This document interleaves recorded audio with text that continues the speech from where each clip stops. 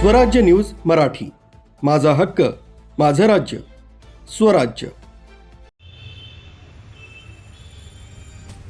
जीवे ठार मारण्याचा प्रयत्न आणि जबरी चोरी या 2 गुन्ह्यांतील फरार पाटणकर टोळीचा सराईत गुन्हेगार श्रवण पगारे यास गुंडाविरोधी पथकानं नवी मुंबई इथून ताब्यात घेतलाय।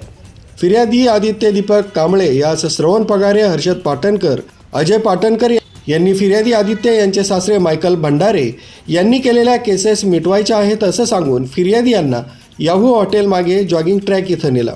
श्रवण पगारे तसंच हर्षद पाटणकर यांनी फिर्यादी यांना हाताचापटीनं बुक्क्यानं मारहाण केली। तसंच अजय पाटणकर यानं हातातील फायटरनं तोंडावर, पाठीवर, बरगडीवर मारहाण केली। तसंच हर्षद पाटणकर यानं त्याच्या जवळील पिस्तॉल काढून फिर्यादी यांचा गेमच करतो असं म्हणून शर्टच्या खिशातील 1200 रुपये जबरदस्तीनं काढून घेऊन पळून गेले।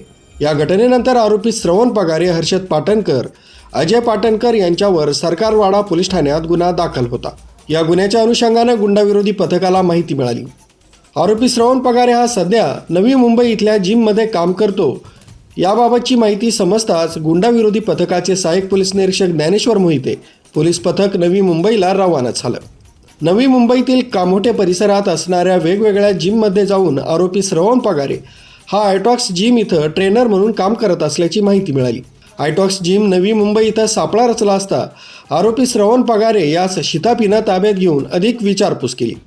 सदर गुन्हा केल्याची कबुली देऊन त्याआधी या गुन्ह्यात सहभागी असल्याचं सांगितल्यानं त्यास पुढील तपासाकामी सरकारवाडा पोलीस ठाण्याच्या ताब्यात देण्यात आले।